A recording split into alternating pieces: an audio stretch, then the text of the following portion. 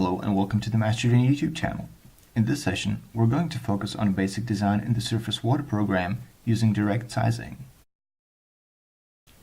Before we get to entering data itself, it is important to understand the connection between the location database and the configuration file. When we pick a place, a city or town, the program extracts data of that location that are needed for further work. The values are written into the configuration file, which we'll need when processing calculations later ahead. Searching for a location.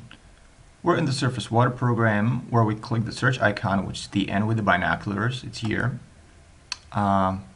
Place name search. Here we provide the name of the place we want to work with later ahead. In our example, it is Croydon.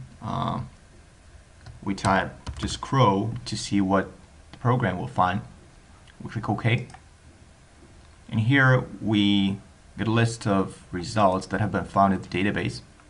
So we scroll down to the bottom of the list and we select Croydon, which is our favorite for the session.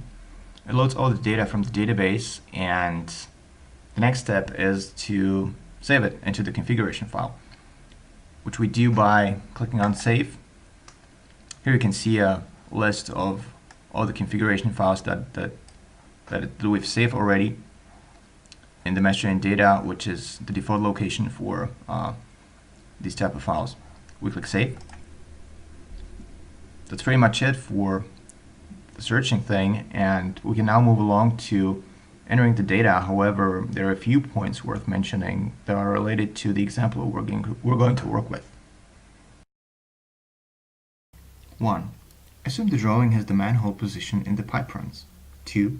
Decide on the index run. This is usually the longest run from the head to the outfall. If you get it wrong, the program will sort it out.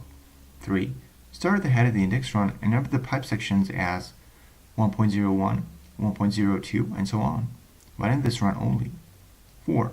Again, starting at the head of the index run, move down this run until you see a branch coming in. Go to the head of this branch and number the section starting at 2.01, 2.02, and so on. Only label the pipes that are directly in this run. If you meet a branch coming into this run, go to the head and number this 3.01, and so on. 5. Move down the index run numbering the branches, sub-branches, sub-sub-branches, and sub-sub-sub-branches, as above. 6. List the pipe runs in order that you labeled them. 7. Calculate the areas drained by each pipe. Do not estimate these areas get the cumulative area. The program does this. Add these measurements to the list. 8. Take off the lengths of each pipe section and add these to the list. 9. Number the manholes, for example, SW1, SW2, and so on. 10. If you have cover and invert levels, add these too. We're back in the surface water program. In the menu, we navigate to Sizing, Direct Sizing. When we get prompted to load a data file for editing, we click No. The same for rainfall profile. And here we're asked to open the configuration file that we created a little while ago, which is croydon.cnf in our example. We select it and click Open. And we've made it to the sizing constants part where we're going to fill the data in. But before we start doing so, let's talk about a couple points that are important in this window. First one is map data. It contains information on the location. Urban creep. These figures can be left at 0. Runoff calculations. Here we have an option to use the Wallingford method or to enter the numbers manually. Since runoff from pervious areas such as gardens cannot be put into the surface water sewer, it is better to use a manual figure of 95% for impervious areas. 95. And the other option, the Wallingford method, it calculates this using both the impervious and pervious areas. Now we can move along to return period and climate change factor. So the return period is required. A design is now expected to take a 30-year storm with surcharging, so use 30-year return period to make sure that the condition is met. A climate change factor of 30% is also used. The figure for Scotland is 40%.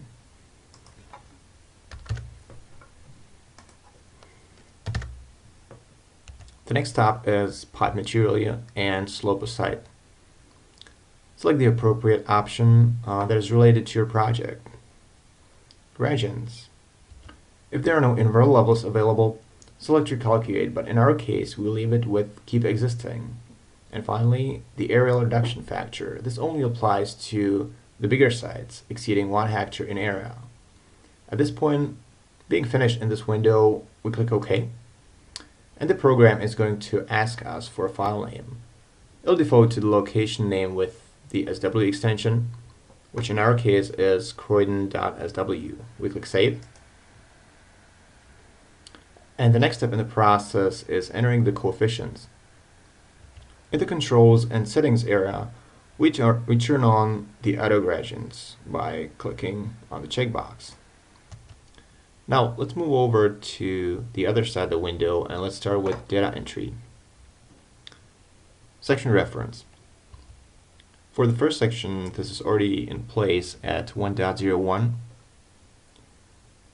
The next one is length.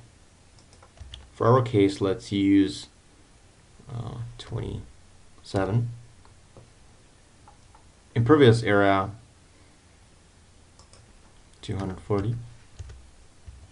Upstream reference SW1. Upstream ground level 18.6. Upstream invert level 17. Downstream reference SW2. Downstream ground level 18. When we're finished with entering these figures, let's click Register Data with the program. And what we get now is the calculated data. We can correct any errors by highlighting the entry number in the first column and then clicking Edit Selected Row. It'll return all the data back into the fields. Keep entering the data and make sure that the system ends on the index run. In case you've already entered a manhole and its data, the program will fill in the missing bits if you subsequently just put the manhole reference. When you're finished with modifying your numbers, click again on Register Data with the program to get the row updated here. When we're done, we click Save. And after that, we can click on Finish. The final file will contain all the data entered plus the calculated data. Sometimes problems with data entry or data manipulation related issues may come up, and when that happens, that can be resolved by emailing us the SW file.